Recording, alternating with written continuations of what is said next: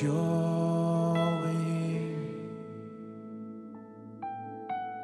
Cover me within your mighty hand. When the oceans rise and thunders roar, I will soar with you above the storm.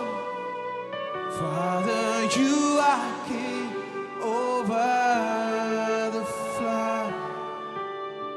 I will be still, know you are God. I will be still, know you are God. Find rest, my soul, in Christ alone. Know His power in quietness and trust. When the oceans rise and thunder roar, I will soar with you above the storm. Father, you are king over the flood. I will be still and know you are God. I will be still. When the oceans rise, the oceans rise and thunders roar, I will soar with you above the storm. Father, you are king over the flood. I will be still and know you are God. I will be still and know you are God. I will be still and know you are God.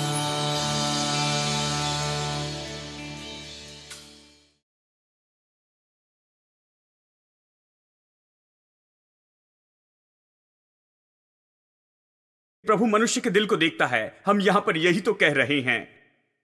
और देखिए, यही तो असली चित्र है, और इसीलिए मुझे ये बहुत ही मुश्किल दिखता है कि बस यहां पर खड़े रहूं और बस आपसे कहूं, हालांकि ये मुझे पसंद है। ये कहना मेरे लिए मुश्किल है कि हम सब परमेश्वर की संतान हैं, तो चिंता ना करो, चाहे आप कोई भी क्यों ना हो, कुछ भी क्यों ना करें। देखो, हम सब प्रभु की संतान हैं। नहीं कह सकता, मैं यहां पर खड़े रहकर सच में ये नहीं कह सकता हूं अपने पूरे सच्चे विवेक से कि हम सब परमेश्वर की संतान हैं, क्योंकि मेरा जो विवेक है कुछ और ही बात कहता है कि हमारी समस्या है और हम सब परमेश्वर की संतान नहीं हैं, और हम सब परमेश्वर की संतान नहीं हो सकते। और बाइबल ये सिखाती है। चलिए ये दिखाता हूं।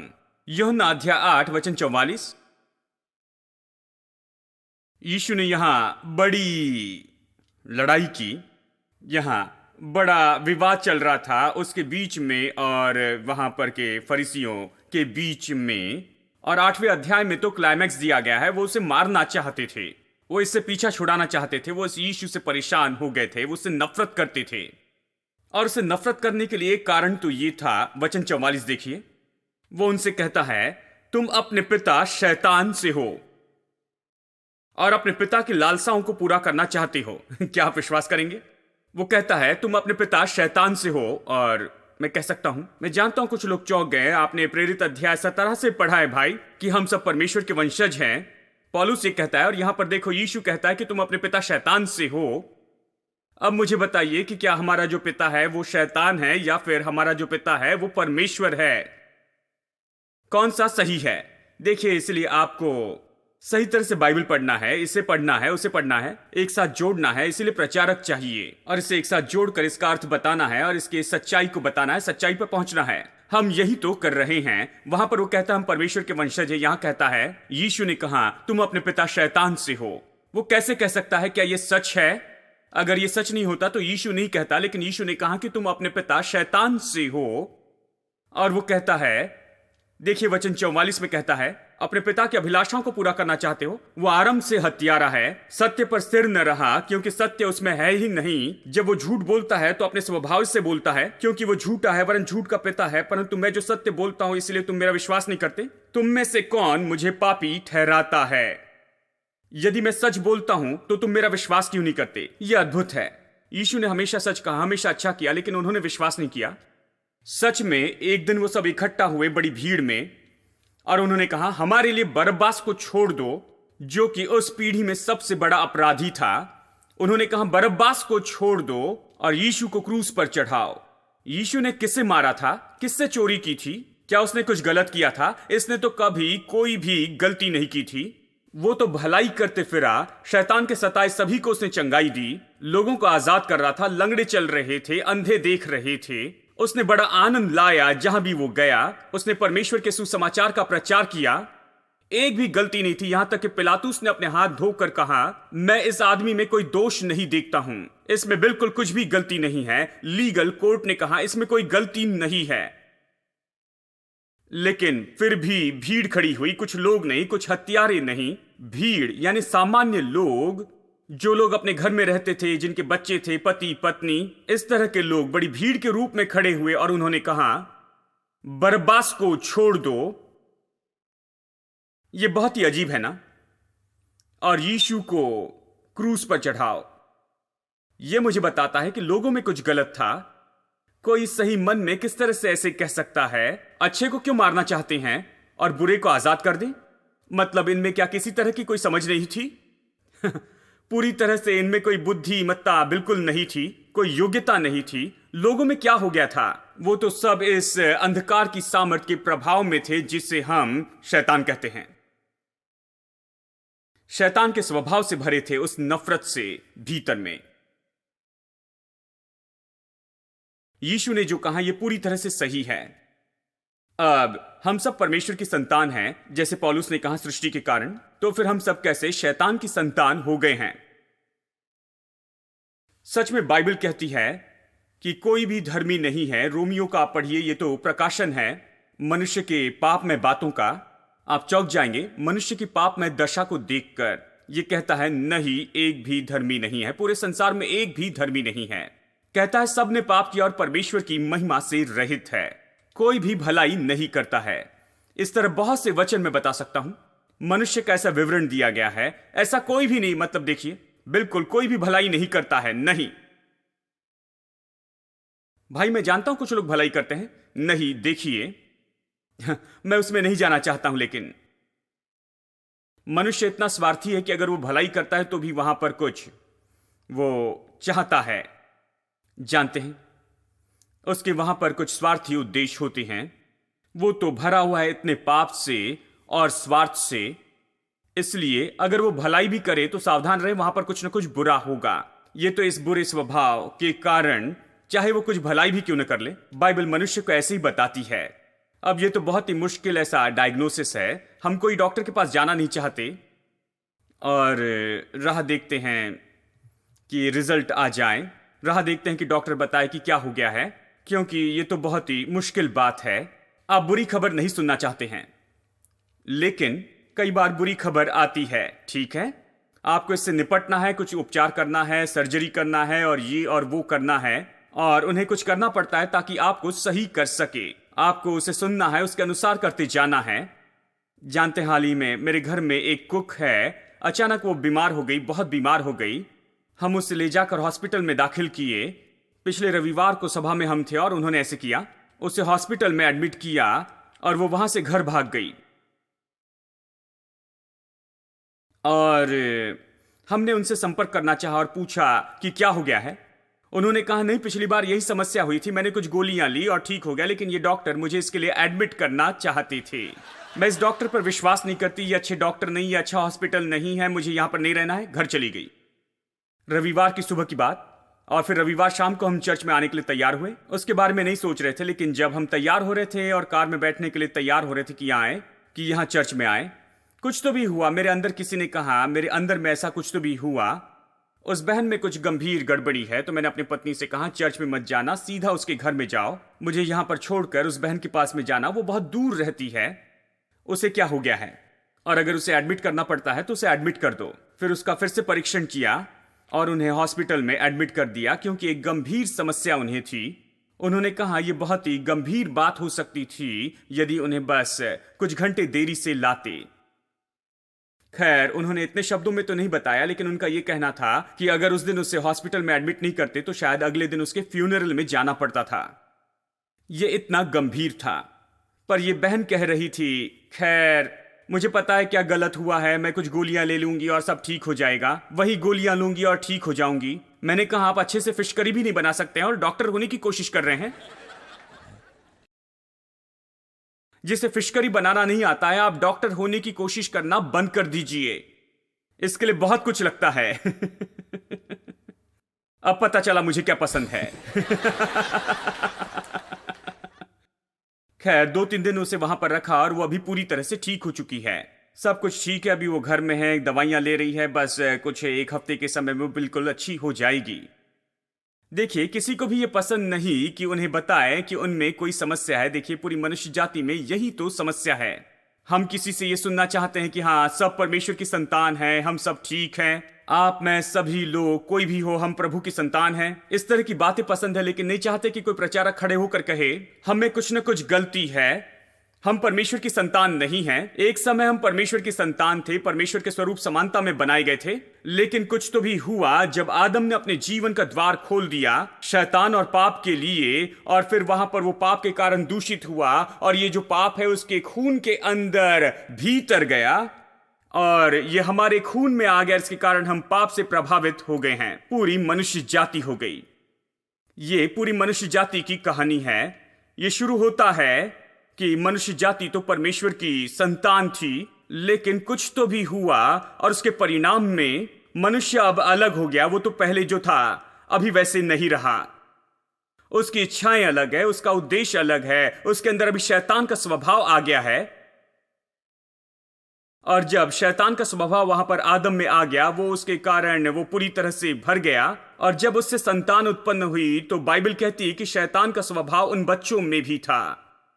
यही तो समस्या है। इसलिए घर ऐसे जिसमें कोई खुशी नहीं है, और इसीलिए विवाह में परेशानी हो रही है। इस कारण हम भरोसा नहीं रख सकते हैं, और इसलिए इतना झूठ बोलना है, चोरी करना है, हत्या है, और इसी के कारण इस संसार में इतनी ज्यादा समस्याएं हैं, और इस कारण मनुष्य तो इसी दशा में पड़े हैं, किसी पर विश्वास नहीं कर सकते। यानी किसी ने कहा अपने माँ बाप, भाई बहन पर विश्वास नहीं कर सकते। ऐसी दुनिया हो गई है। हम तो ऐसे संसार में जीते हैं, लेकिन सुनना चाहते हैं कि हम सब लोग परमेश्वर की संतान हैं। इसलिए मैं कह रहा हूं कि सच में से कहना बहुत मुश्किल है, ऐसा कहना तो बहुत ही मुश्किल है। बाइबल कहती है कि पाप हम सब में आ गया है और कुछ न कुछ गलत हो गया है।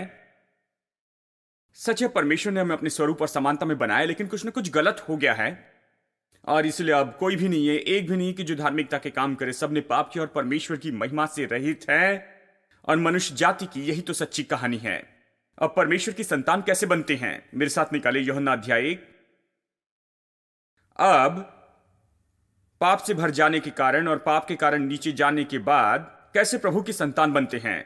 यूहन्ना 1:12, जितनों ने उसे ग्रहण किया उसने उन्हें अधिकार दिया। क्या आपको मिल गया? जितनों ने उसे ग्रहण किया, बड़ी गौर से बाइबल पढ़िए।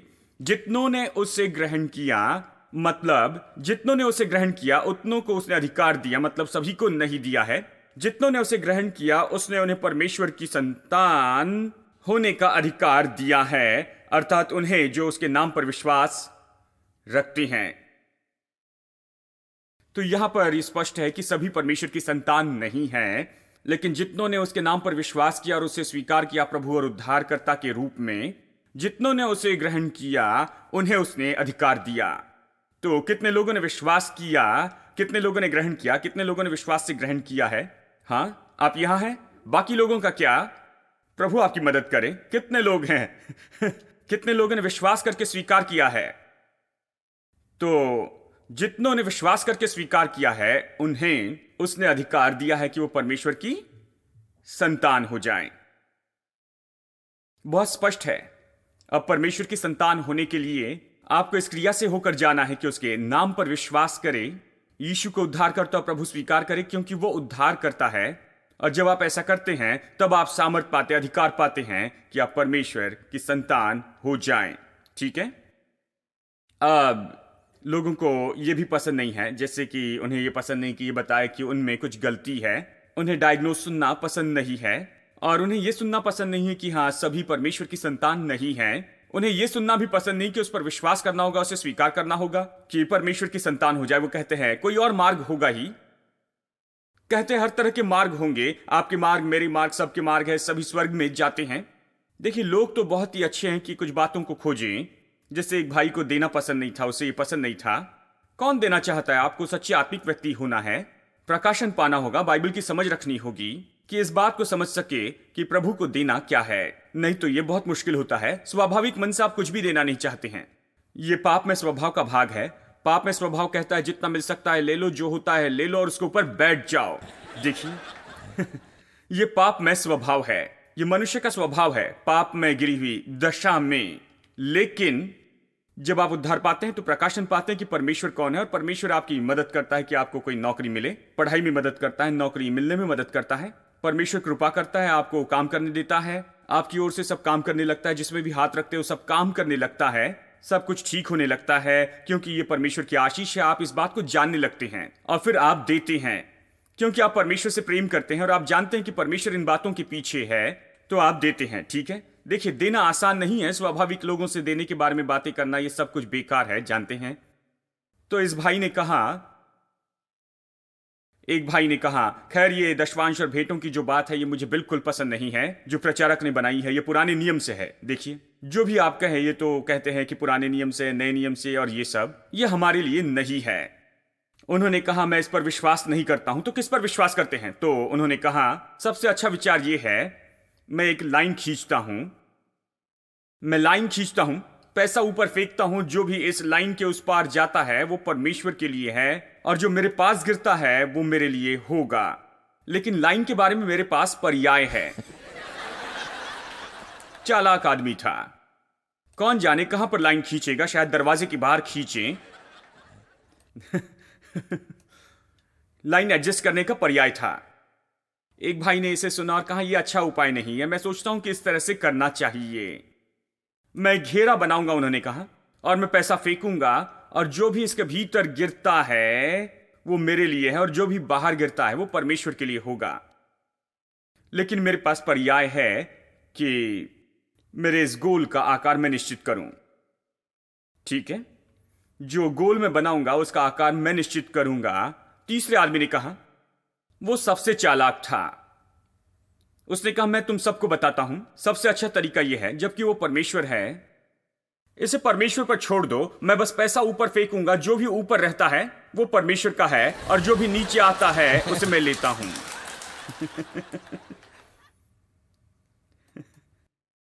मतलब ये तो पूरी तरह से मूर्खता, बेकार है। मतलब आप उन्हें ऐसे छोड़ दे तो बेकार की हजार बात लेकर आएंगे, क्योंकि वो तो इस बात को मानना ही नहीं चाहते कि वो कुछ नहीं जानते, और परमेश्वर बताता है कि यही मार्ग है। परमेश्वर कहता है अपने दशवांश भंडार में लेकर आओ, और मैं आकाश के झरोखे खोलकर तुम पर ऐसी आशीष उंडेलूंगा कि तुम्हारे पास उसे रखने के लिए जगह नहीं होगी, और ऐसा करके मुझे साबित करो, ये प्रभु कहता है। लेकिन वो कहते हैं मैं लाइन खींचूंगा, एक घेरा बनाऊंगा, और इसलिए ये लोग लाइन और घेरा बनाते रहते, कुछ नहीं होता है। कुछ भी भीतर नहीं आता है, वहां पर घेरे के भीतर कुछ नहीं आता है, और ना ही उससे बाहर जाता है, कुछ नहीं होता, क्योंकि वो परमेश्वर के तरीके को छोड़कर सब कुछ करते हैं, सोचते हैं उनका तरीका सबसे अच्छा है। जानते हैं फ्रैंक सिनेटर ने एक गीत लिखा था बहुत साल पहले, उसकी लाखों कॉपी उन्होंने बेची, मैंने इसे अपने तरीके से किया।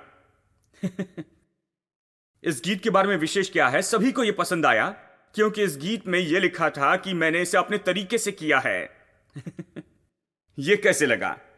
मैंने इसे अपने तरीके से किया। सबको ये पसंद है क्योंकि वो प्रभु का मार्ग नहीं लेना चाहते, लेकिन बाइबल परमेश्वर का मार्ग है। परमेश्वर का तरीका ये है, जो उसके नाम पर विश्वास करते और उससे स्वीकार करते हैं। जितनों ने उसके नाम पर विश्वास किया और उसे ग्रहण किया, उतनों को उसने अधिकार दिया कि वो परमेश्वर की संतान हो जाए, परमेश्वर के पुत्र हो जाएं। ये परमेश्वर का तरीका है।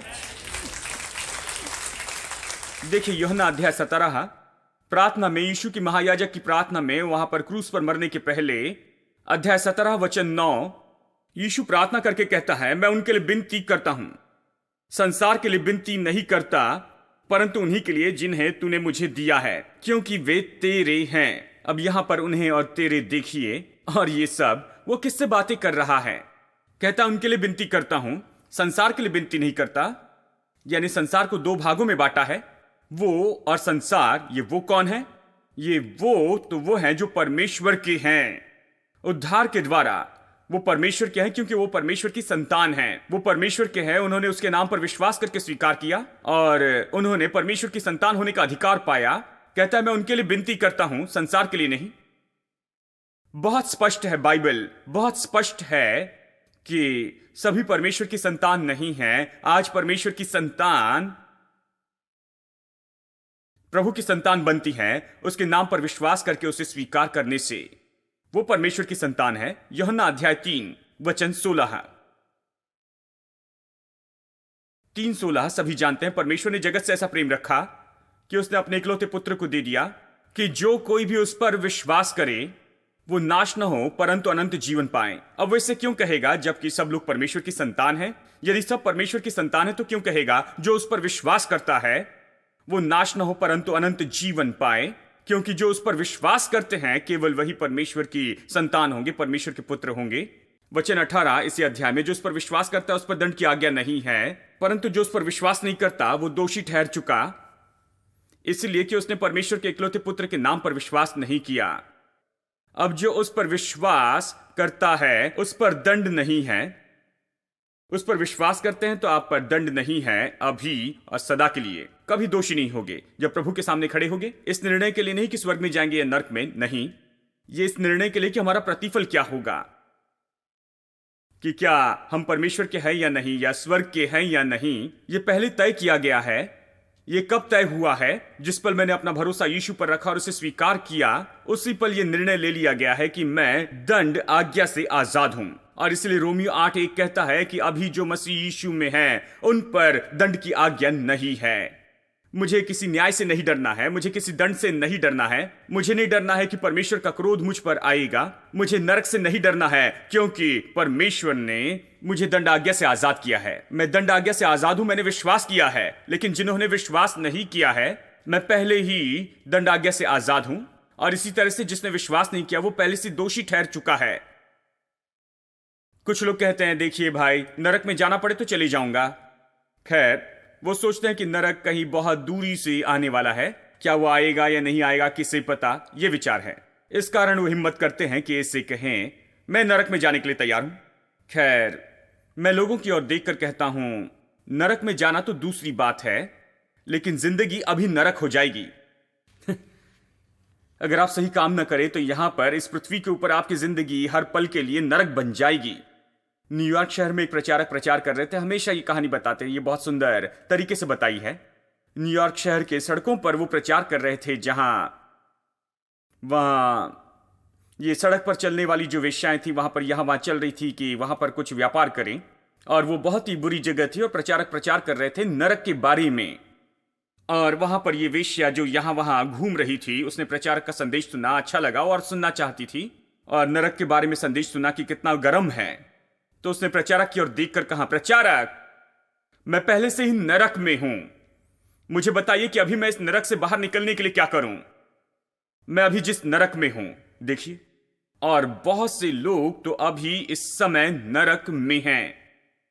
कुछ घर अभी इस समय नरक हैं, कुछ जिंदगी अभी इस समय नरक है, कुछ मन तो ऐसे जैसे आग भीतर जल रही है और उसे सह नहीं पाते हैं। कुछ लोग अपनी जिंदगी को भी नहीं जी सकते हैं क्योंकि उनकी जिंदगी अभी उनके लिए नरक हो चुकी है।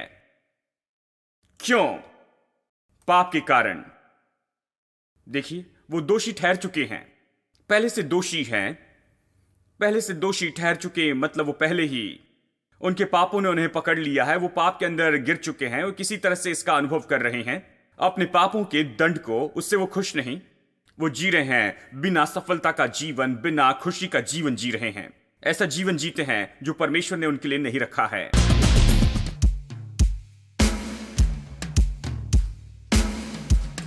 Let's put our hands together. These are some awesome days that we live in, right?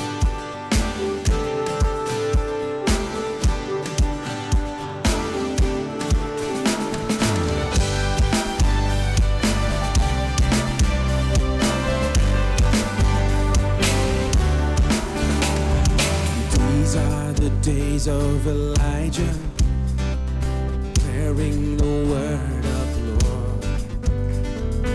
These are the days of his servant Moses, righteousness being restored.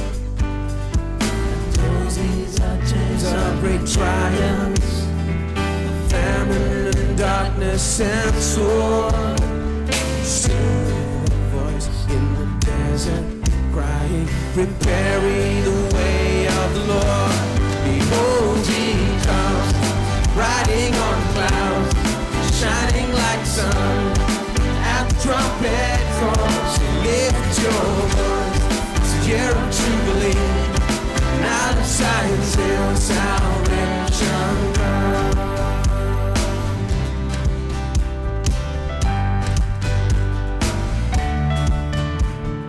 These are the days of Ezekiel, the dry bones becoming his flesh. These are the days of his servant David, rebuilding the temple of prayer. These are the days of the harvest, the fields are as white in the world. We are the laborers in your vineyard, declaring the word of the Lord. Behold, he comes, riding on the clouds, shining like the sun. At the trumpet call, so lift your voice. It's the year of Jubilee, out of Zion's hill, salvation. Behold, behold, he comes, riding on the clouds, shining like the sun. At the trumpet call, so lift your voice.